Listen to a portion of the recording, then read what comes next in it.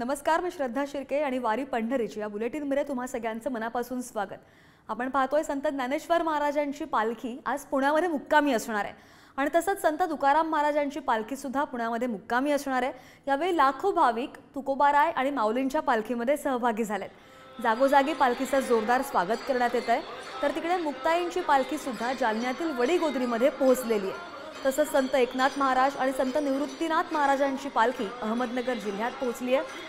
बोधेगावमध्ये एकनाथ महाराजांची पालखी आहे, तर राहुरीमध्ये संत निवृत्तीनाथ यांची पालखी पोहोचलेली आहे। यावेळी पालखी सोहळ्यामध्ये वारकऱ्यांसह भाविक सुद्धा मोठ्या प्रमाणात गर्दी करताना पाहायला मिळतात। तर तिकडे संत गजानन महाराजांची पालखी सुद्धा बीडच्या दादाहरी वडगावमध्ये पोहोचलेली आहे आणि यावेळी संत गजानन महाराजांच्या पालखीची जागोजागी आरती आणि पुष्पवृष्टी सुद्धा करण्यात आली आहे। टाळ मृदुंगाच्या गजरात आणि विठुरायाच्या नामघोषात महाराष्ट्रामध्ये वातावरण विठ्ठलमय झालेलं पाहायला मिळत आहे। तीच दृश्य आपण सगळी स्क्रीनवर पाहतोय। पुण्यामधून संत ज्ञानेश्वर महाराजांची पालखी, पुण्यामधूनच संत तुकाराम महाराजांची पालखी, जालन्यामधील वडीगोद्री येथून संत मुक्ताईंची पालखी, त्यानंतर अहमदनगरमध्ये संत एकनाथ महाराजांची पालखी पोहोचली आहे। नगरच्या राहुरीमध्ये संत निवृत्तीनाथ महाराजांची पालखी आणि बीडमध्ये संत गजानन महाराजांची पालखी पोहोचलेली आहे।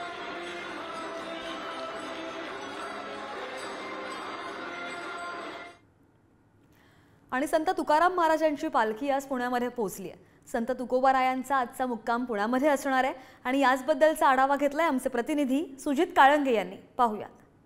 कृष्णहरी मंडळी, जगद्गुरू संत तुकाराम महाराज पालखीचं प्रस्थान हे काल झालेलं आहे आणि आज पुणे नगरीकडे या ठिकाणी जगद्गुरू संत तुकाराम महाराजांची ही पालखी निघालेली आहे। सध्या आपण संगमवाडी या ठिकाणी आहोत। संगमवाडी इथं या पालखीचा विसावा असणार आहे। पालखीच्या स्वागतासाठी अनेक भाविक, अनेक वारकरी या ठिकाणी एकत्र आलेले आपल्याला पाहायला मिळत आहेत। काहींच्या हातामध्ये पताका आहेत, काहींच्या डोक्यांवरती, काही महिलांच्या डोक्यावर कळशी किंवा हांडा आपल्याला दिसेल, काहींच्या डोक्यावरती तुळस दिसेल, काहींच्या हातामध्ये विणा दिसेल। अशी सगळी वैष्णव मंडळी वैभवाचा सोहळा संपन्न करण्यासाठी आज पुण्यनगरीकडे निघालेली आहे। पुण्यामध्ये नाना पेठेमध्ये हा निवडुंगा विठ्ठल मंदिरामध्ये मुक्काम असणार आहे आणि त्यासाठी ही सगळी मंडळी पुण्याकडे जात असताना आपल्याला पाहायला मिळते। संगमवाडीमध्ये वैष्णवांचा संगम झालाय असं म्हणायला काही हरकत नाही। अनेक वारकरी आहेत किंवा त्याचबरोबर अनेक मोठा नोकरदार वर्ग, अनेक मोठे उद्योजक मित्र या ठिकाणी या पालखीच्या स्वागतासाठी एकत्र आलेले आहेत। हा तोच चौक आहे जिथून ज्ञानोबांची सुद्धा पालखी जाते आणि तुकोबांची सुद्धा पालखी जाते। अशा दोनही पालख्या इथून जात असतात। कॅमेरामॅन सुरेश सावंतसह सुजित काळंगे, पुढारी न्यूज, पुणे। आणि संत तुकाराम महाराजांच्या पालखीमध्ये चौघडा गाडीला सुद्धा खूप मोठं महत्त्व आहे। पालखीच्या नियोजनामध्ये चोपदारांचा महत्त्वाचा सहभाग असतो। चोपदार हे एक प्रकारे वारीचे प्रशासकच असतात आणि त्यांची वारीमधली काम करण्याची पद्धत आणि त्यांची भूमिका नेमकी काय असते हेच आपण जाणून घेणार आहोत आणि याचबाबत त्यांच्याशी संवाद साधलाय आमचे प्रतिनिधी सुजित काळंगे यांनी। पाहूयात। कृष्णहरी मंडळी, सध्या आकुर्डीकडून पुण्याकडे निघालेली संत तुकाराम महाराजांची जी पालखी आहे त्या पालखीमधून चौघडा गाडी जी आहे ती चौघडा गाडी आज शिवाजीनगरच्या दिशेने निघालेली आहे। या चौघडा गाडीचा अत्यंत महत्त्वाचा मान असतो। सन्मानानं ही गाडी सातत्यानं जात असते आणि त्याला पाहण्यासाठी सुद्धा गर्दी होत असते। त्या गाडीसोबत असलेले आदरणीय चोपदार चव्हाण माऊली आपल्यासोबत आहेत। माऊली, काय सांगाल या गाडीविषयी? पहिल्यांदा रामकृष्ण हरी, चौघडा गाडी म्हणजे पालखी सोहळ्याची सुरुवातीची कमान। चौघडा गाडीची परंपरा अशी आहे की पुढे असणाऱ्या लोकांना कळावं, लोकांना समजावं की पाठीमागे महाराजांचा पालखी सोहळा येत आहे। त्याच्यामध्ये जो चौघडा आहे त्याच्यामध्ये जे वाद्य काम होतं त्याच्यातून लोक जागृत करण्यासाठी, जी लोक आहेत बाजूला आजूबाजूला बसलेली त्यांना ते जागृत करण्यासाठी ती चौघडा गाडी असते, ती वाजत पुढे जात असे। प्रत्येक ठिकाणी प्रत्येक थोड्या अंतरावर गेल्यावर ते थांबणं। त्याच्यानंतर आम्ही चोपदार म्हणून काम करत असताना पालखी सोहळ्यामध्ये सकाळपासून संध्याकाळपर्यंत जे काय वारकऱ्यांना अडचण येत असेल किंवा पालखी सोहळ्याला ज्या काय अडचण येत असेल ते सोडवण्याचं काम आम्ही प्रामुख्याने चोपदार म्हणून करत असतो। प्रत्येक ठिकाणी म्हणजे या मार्गस्थ असणाऱ्या भाविकांना दर्शन व्हावं त्यासाठी प्रत्येक ठिकाणी पालखी 5-5 मिनिटं थांबवणे, त्यांचं दर्शन होणे आणि पुन्हा पालखी पुढे चालवत नेणे हे काम चोपदार म्हणून आम्ही पाहत असतो। कॅमेरामॅन सुरेश सावंतसह सुजित काळंगे, पुढारी न्यूज, पुणे। आणि आपण पाहिलं की संत तुकाराम महाराजांच्या पालखीमध्ये चौघडा गाडीला सुद्धा मोठं महत्त्व असतं। संत तुकाराम महाराज आणि संत ज्ञानेश्वर महाराजांच्या पालखीसोबतच अन्य मानांच्या पालख्यांसोबत लाखो वारकरी सहभागी झालेत।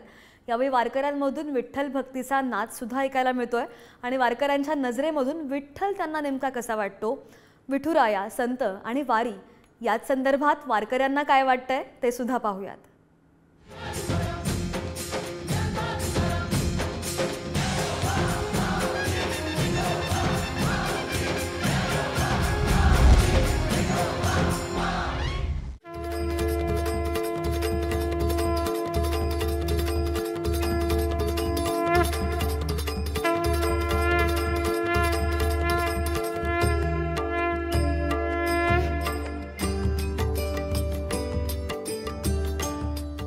धन्य धन्य निवृत्ती देवा काय महिमा वर्णवा, शिवे अवतार धरुण केले त्रैलोक्य पावन. समाधी त्र्यंबक शिखरी मागे शोभे ब्रह्मगिरी, निवृत्तीनाथांच्या चरणी शरण एका जनार्दनी, असा अभंग लिहिलाय एकनाथ महाराजांनी. प्रत्येक वारकऱ्यांच्या होठावर असलेला हा अभंग वारकरी संप्रदायातील कुणाला ठाऊक नाही असं अजिबात होणार नाही. सध्याची परिस्थिती जर बघितली तर कुठे दिंडी सोहळा बघायला मिळतो, कुठे वारकऱ्यांचा अभंग ऐकायला मिळतो, कुठे कीर्तन ऐकायला मिळतं. आणि अशाच सर्व परिस्थितीमध्ये या भक्तिमय वातावरणामध्ये आपण जाणार आहोत संतांच्या गावाला, निवृत्तीनाथ महाराजांची समाधी असलेल्या त्र्यंबकेश्वर मध्ये.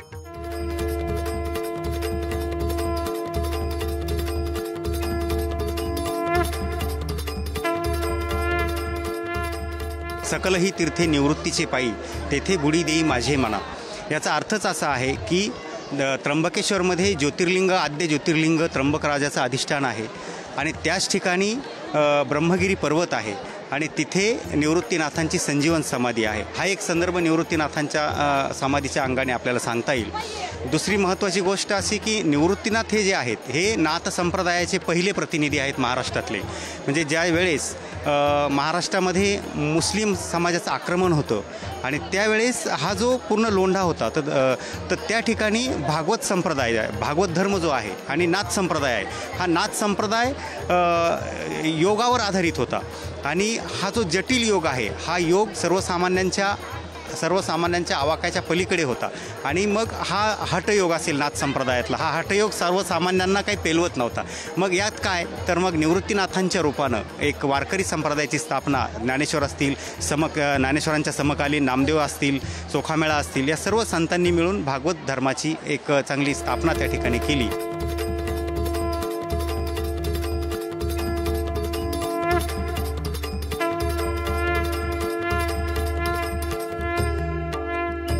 निवृत्तीनाथ महाराज म्हटले तर अधिष्ठान आहेत. नाथ संप्रदायापासून वारकरी संप्रदायाची परंपरा आहेत. गहिनीनाथांनी कृपा निवृत्तीनाथांवर केली आणि निवृत्तीनाथांचं प्रस्थान झाल्याच्या नंतर 28 दिवसाचा प्रवास असतो. हा सगळ्यात मोठा प्रवास आहे. ज्ञानोबारायांपेक्षा, तुकोबारायांपेक्षा निवृत्तीनाथांचा जो प्रवास आहे तो सगळ्यात जास्त दिवसाचा आहे.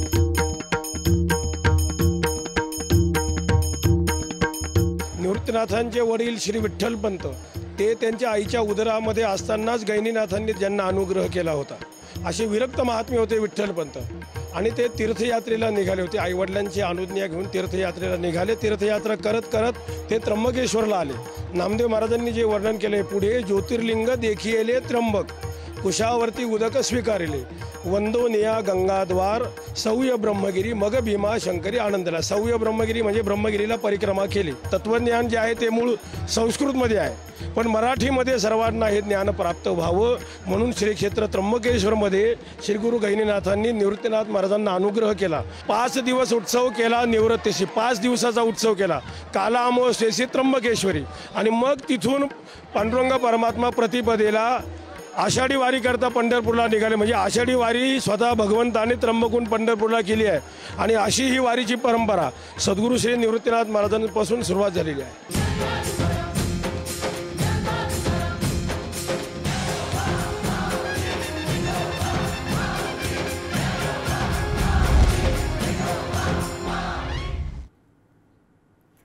आणि आपण पाहतोय की वारकरी आणि पंढरीचा पांडुरंग हे एक वेगळं समीकरण आहे.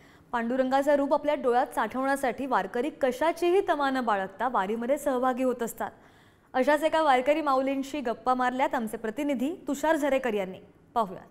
माझ्यासमोर वारकरी आहेत. बाबा कुठून आलात, काय गावाचं नाव आहे, काय यंदाची परिस्थिती आहे? चांगली आहे. आळंदी पंढरीचे वारकरी आम्ही, गावाकडे काय जात नाही. आळंदी पंढरीचे वारकरी. किती वर्षापासून तुम्ही वारी करता? 30-40 वर्ष होऊन गेली. 30-40 वर्ष झाले वारी करताय. दरवर्षी वारी येत असती. या वारीची महिन्याची वारी करताय तुम्ही? अरे वा. एकंदरीत ह्या वारीमध्ये जर आपण पाहिलं तर महिन्याची वारी जरी तुम्ही करत असाल तरी आषाढी आणि कार्तिकीच्या वारीला एक विशेष महत्व वाटतं. काय वाटतं तुम्हाला आषाढी आणि कार्तिकीची किती दिवस वाट पाहत असता तुम्ही? पांडुरंग परमात्मा वाट पाहतो, मग आपण तो वारकरी. आषाढी कार्तिकी विसरू नका मज, सांगत असे गुज पांडुरंग. पांडुरंग परमात्मा म्हणतो माझ्या भक्ताविषयी माझा प्रेम भाव आहे. गावाला काय जाणं येणं काय, कारण याच्या संपूर्ण याच्यामध्ये वारीमध्ये तुम्ही सहभागी असता, प्रत्येक महिन्याच्या वारीमध्ये आपण सहभागी असता. मात्र शेतकऱ्यांसाठी खरं तर एकंदरीत पावसाचं प्रमाण यावेळेस थोडंसं काही भागात झालंय तर काही भागात झालेलं नाहीये पाऊस. विठुरायाकडे काय कशा पद्धतीने मागणी केली? भगवंताला सांगायचं की भगवंताला काळजी आपल्यापेक्षा अगोदरच कळते. न सांगता कळो येते अंतर, विश्वंभर परिहारच न लगे.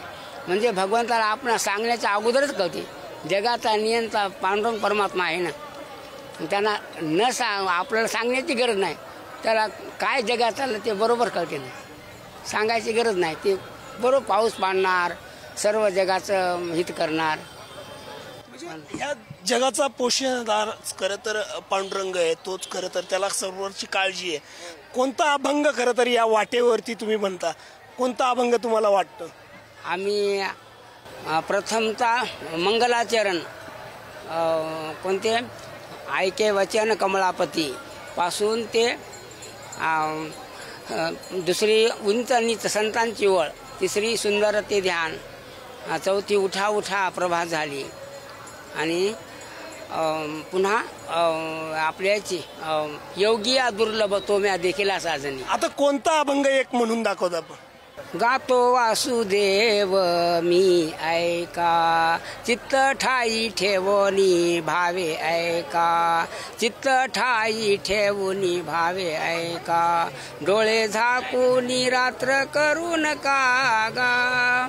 एकंदरीत जर आपण पाहिलं तर हा वारकऱ्यांचा आनंद आहे तो द्विगुणित होताना पाहायला मिळतोय. वारकऱ्यांची काळजी ही विठुरायालाच असल्याचं म्हणणं हे वारकरीही मांडताना पाहायला मिळत आहेत. आणि संत ज्ञानेश्वर महाराजांचा पालखी सोहळा मजल दरमजल करत पंढरपूरच्या दिशेने प्रस्थान ठेवतोय. वारीचं आकर्षण तरुणाईमध्ये सुद्धा मोठ्या प्रमाणामध्ये दिसून येत आहे. आणि वारीमध्ये सहभाग झालेल्या तरुणांशी सुद्धा बातचीत केली आमचे प्रतिनिधी तुषार झरेकर यांनी. पाहूया. पंढरीच्या वाटेने अनेक जण मार्गस्थ होत असतात, मात्र या वाटेवरती तरुणांची संख्या आहे ती खरं तर मोठ्या प्रमाणामध्ये. आपण इथं जर पाहिलं तर हे संपूर्ण जे तरुण आहेत ते कोणत्या ना कोणत्या तरी क्षेत्रात काम करतात. मात्र आळंदी ते पंढरपूर या वारीमध्ये हे सर्व तरुण सहभागी होत असतात. 3 वर्ष झालं मी वारी करतोय. स्वर्गाचा आनंदच घ्यायचा असेल तर एकदा आळंदी पंढरपूरची पायी वारी करून बघावी माणसाने. रीलच्या माध्यमातून आपण नेहमी प्रबोधन करत असतात. काय एकंदरीत रीलच्या माध्यमातून कशा पद्धतीने प्रबोधन करणं तुम्हाला काय वाटतं? प्रबोधन करायचं काम म्हणजे आमचं काम. प्रत्येक गोष्टीचा वापर आपण चांगल्यासाठी केला की चांगलंच होतं. जसं वाईट एखादी गोष्ट बोलून त्याचं सगळीकडे वाईटच बोलतात, पण रामकृष्ण हरी हा शब्द बोलून किती लोक एकत्र येतात हे आम्ही दाखवायचा प्रयत्न करतो रीलच्या माध्यमातून. लहानपणापासून मी आळंदीतच राहतोय. वारी आनंद मी लहानपणापासून बघत आलोय. पांडुरंगाला एकच मागणं आहे माझं की या वर्षी पाऊस चांगला पडू दे आणि प्रत्येक शेतकऱ्याच्या घरात चांगलं येऊ दे. वारी मी 5 वर्षापासून करतोय. वारीचा आनंदच वेगळा आहे. म्हणजे असं बाहेर जे आपण काम करतो इथे जर आपण चला गेलं तर असं कळत नाही, लवकर टाइम निघून गेला वगैरे. आपण लवकरात लवकर असं वाटत पण आपण चालायला लागलो म्हणून आनंद वेगळाच आहे वारीचा. कॅमेरामन निखिलसह तुषार झरेकर, पुढारी न्यूज, पुणे. आणि या पालखीमध्ये तरुणाईचा सुद्धा मोठा सहभाग पाहायला मिळतोय. संत निवृत्तीनाथांची पालखी आज अहमदनगरच्या राहुरीमध्ये आणि यावेळी नाथांच्या दर्शनासाठी वारकरी एकच गर्दी करताना पाहायला मिळत आहेत. निवृत्तीनाथांच्या पालखीसोबतच पंढरीच्या विठुरायाचं रूप डोळ्यात साठवण्यासाठी हजारो वारकरी सहभागी झालेत. आणि यावेळी वारकरी माऊलींशी संवाद साधलाय आमचे प्रतिनिधी प्रशांत शर्मा यांनी. पाहूयात. फक्त ज्यावेळेस पालखीत सहभागी होतात, चालताना विठ्ठल नाम स्मरण करतात, अनेक अभंग ते गातात. आता या महिला आहेत आपल्याकडून, त्यांच्या अभंग ऐकून घ्यावा. मावशी, कोणता अभंग म्हणाल तुम्ही, काय म्हणाल? बोलावा विठ्ठल पावा विठ्ठल, पावा विठ्ठल पावा विठ्ठल, करावा विठ्ठल जीव भावे, येणे सशे मन झाले उभारी, परत माघारी येत नाही, बंधनापासून उकलल्या गाठी, मिठी देत आली सावकास, तुका माने देय वरीला विठ्ठलू.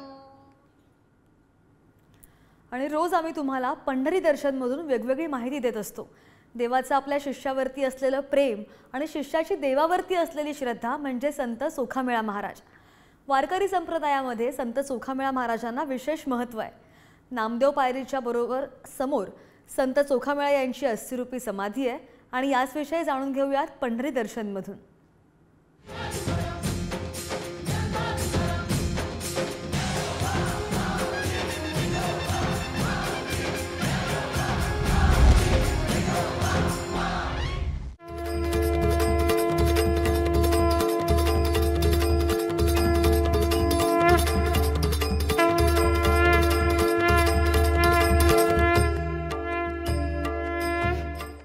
क्षेत्र पंढरपुरातील विठ्ठल मंदिराच्या समोर चोखामेळ्याची समाधी आहे. नक्की या समाधीचा इतिहास काय आहे आपण या ठिकाणी जाणून घेणार आहे. मात्र जर आपण त्याआधी जर आपण पाहिलं तर चोखामेळ्याची ही जी समाधी आहे ती विठ्ठल मंदिराच्या समोर असणाऱ्या नामदेव पायरीच्या समोर ही चोखामेळ्याची समाधी आहे. आणि या चोखामेळ्याच्या समाधीचं दर्शन घेण्यासाठी अनेक वारकरी भाविक भक्त या पंढरपूर नगरीमध्ये येत असतात. त्यानंतर खरं तर दर्शनाची सुरुवात ते या चोखामेळ्याच्या समाधीने करताना आपल्याला नेहमी पाहायला मिळतात.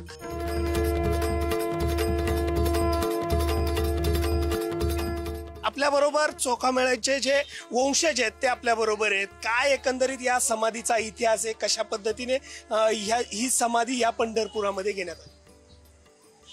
पहिल्याही गोष्टी बोला, मंगळवेळा भोवती कुसुग आला होया.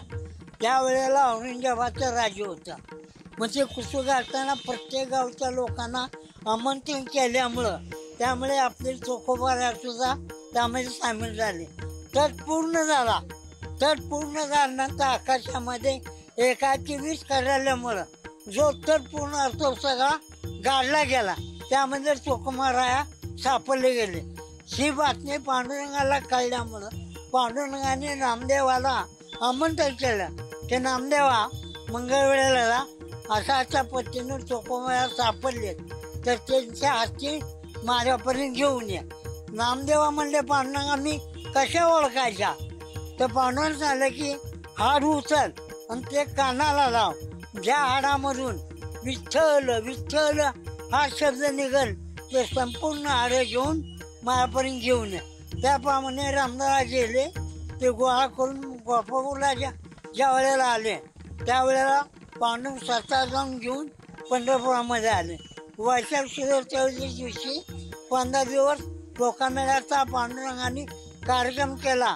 शेवटच्या दिवशी दही दूध मध साखर हे सगळे आंबा बिंबा पिळून कलश पूर्ण तयार केला.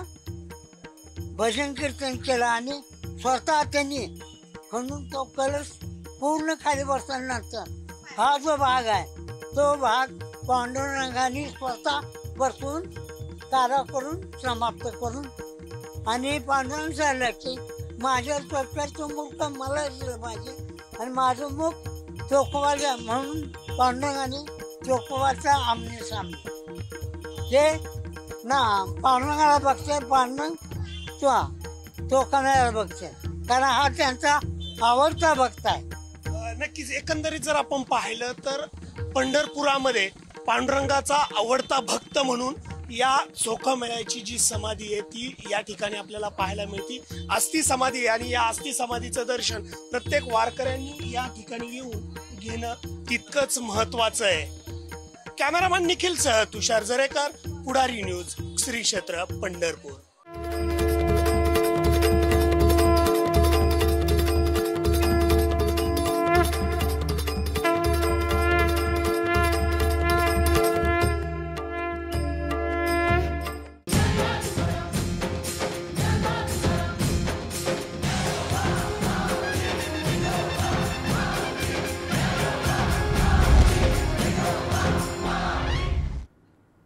तर आपण पाहतोय की प्रत्येक वारकऱ्याच्या श्वासात आणि मुखामध्ये विठ्ठलाचंच नाम आहे आणि जसजशा या पालख्या पुढे सरकतायत वारकऱ्यांचा आनंद सुद्धा द्विगुणित होताना पाहायला मिळतोय. आणि वारी पंढरीची हा कार्यक्रम तुम्हाला रोज पुढारी न्यूजवर 6:30 वाजता पाहता येणार आहे. बुलेटिनमध्ये वेळ झाली इथेच थांबायची. पाहत रहा पुढारी न्यूज.